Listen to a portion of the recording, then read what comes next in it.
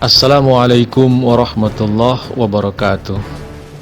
Video kali ini akan membahas Mujaddid abad pertama Khalifah Umar bin Abdul Aziz. Meskipun masa kekhalifahannya sangat singkat, Umar bin Abdul Aziz merupakan salah satu khalifah yang berhasil mensejahterakan umat, berlaku adil dan bijaksana. Beliau sangat dikenal dalam sejarah Islam, disebut sebagai Khulafaur Rasyidin kelima atau Umar kedua, juga sebagai Mujaddid di abad pertama Islam. Sebelum lanjut, silahkan teman-teman dukung kami dengan subscribe channel ini. Terima kasih. Umar bin Abdul Aziz lahir di Madinah pada 26 Safar 63 Hijriah atau 2 November 682 Masehi. Ayahanda beliau, Abdul Aziz, adalah putra Khalifah Marwan bin Al-Hakam yang merupakan sepupu Khalifah Utsman bin Affan radhiyallahu an. Sedangkan ibundanya, Laila, adalah cucu Khalifah Umar bin Khattab radhiyallahu an. Berawal dari kekhalifahan Bani Umayyah yang dimulai oleh Muawiyah bin Abu Sufyan pada tahun 41 Hijriah atau 661 Masehi di Damaskus, Syam, yang berlangsung hingga pada tahun 132 Hijriah atau 750 Masehi. Muawiyah bin Abu Sufyan awalnya sebagai gubernur Syam pada masa Khalifah Utsman bin Affan radhiyallahu an. Ia menjadi khalifah setelah Husain radhiyallahu an, putra Sayyidina Ali bin Abi Thalib radhiyallahu an, dikalahkannya dalam pertempuran di Karbala. Sejak saat itu kekhalifahan dikuasai Bani Umayyah secara turun-temurun dari kalangan mereka. Jika seorang khalifah wafat, maka putranya atau kerabatnya diangkat untuk menggantikannya, karenanya sering terjadi perselisihan dan perebutan kekuasaan. Sampailah pada masa Khalifah Marwan bin Al-Hakam, ia menetapkan putranya Abdul Malik sebagai gubernur Palestina dan sebagai putra mahkota. Sedangkan putra Marwan yang lain, Abdul Aziz, ayah dari Umar bin Abdul Aziz, ditetapkan sebagai gubernur Mesir dan sebagai wakil putra mahkota. Setelah Marwan wafat, Abdul Malik menjadi khalifah, sedangkan kedudukan Abdul Aziz naik menjadi putra mahkota sekaligus gubernur Mesir. Karena itu, Umar bin Abdul Aziz menghabiskan sebagian masa kecilnya di wilayah kekuasaan ayahnya di Mesir, utamanya di kota Helwan. Meskipun begitu, beliau mendapat pendidikan di Madinah dan menghabiskan masa mudanya di sana. Beliau menjalin hubungan erat dengan orang-orang soleh dan perawi hadis.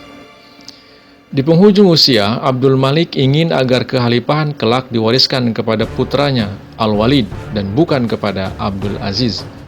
Abdul Aziz menolak penyerahan kedudukannya sebagai putra mahkota. Namun, perselisihan dapat dihindari lantaran Abdul Aziz wafat lebih dulu dari Abdul Malik, sehingga Abdul Malik pun kemudian menobatkan Al-Walid sebagai putra mahkota. Selain itu, Abdul Malik memanggil Umar bin Abdul Aziz ke Damaskus dan menikahkannya dengan putrinya sendiri, Fatimah. Pada tahun 705 Masehi, Al-Walid bin Abdul Malik menjadi khalifah menggantikan ayahnya yang wafat.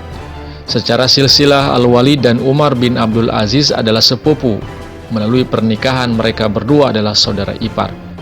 Umar menikah dengan Fatimah, saudari Al-Walid, dan Al-Walid merupakan suami Ummul Banin, saudari Umar bin Abdul Aziz. Al-Walid kemudian mengangkat Umar bin Abdul Aziz sebagai gubernur Madinah. Umar bin Abdul Aziz mulai menjabat pada bulan Februari atau Maret tahun 706 Masehi, dan wilayah kewenangannya kemudian diperluas ke Mekah dan Taif. Selama Umar bin Abdul Aziz menjadi gubernur Madinah, keadaan menjadi tenang dan tentram. Beliau memerintah dengan adil dan bijaksana, sehingga beliau termasyhur karena kebaikan-kebaikannya. Pada masa Khalifah Al-Walid dan Umar sebagai gubernurnya, untuk pertama kalinya Masjid Nabawi diperluas.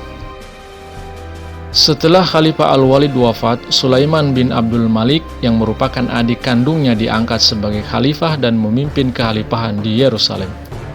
Khalifah Sulaiman sangat memberikan penghormatan kepada Umar bin Abdul Aziz. Bersama seorang ulama tabi'in, Raja' bin Haywah, Umar menjadi penasehat utama Sulaiman.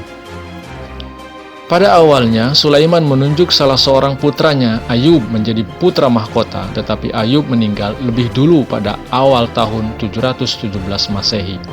Sulaiman yang saat itu sakit keras kemudian berencana menunjuk putranya yang lain, Daud, sebagai putra mahkota.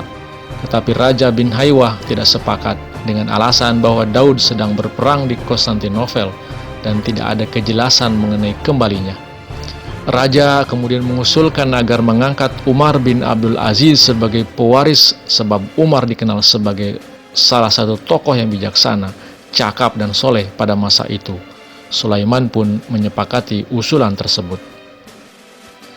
Pada September 717 Masehi atau 99 Hijriah, Sulaiman wafat, maka Umar bin Abdul Aziz kemudian ditetapkan sebagai penggantinya. Usianya saat itu sekitar 37 tahun, beliau menjadi khalifah ke-8 Bani Umayyah. Ternyata setelah menjadi khalifah, gaya hidup beliau menjadi sangat sederhana.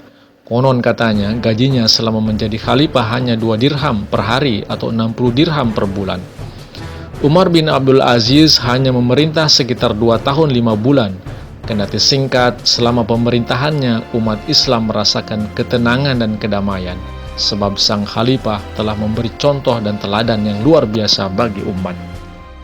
Khalifah Umar bin Abdul Aziz melanjutkan program kesejahteraan dari beberapa khalifah Umayyah terakhir dan memperluasnya, termasuk program-program untuk anak yatim dan orang-orang miskin.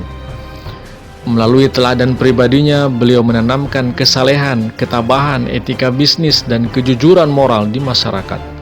Melarang pejabat negara untuk berbisnis dan mendesak semua pejabat untuk mendengarkan keluhan masyarakat.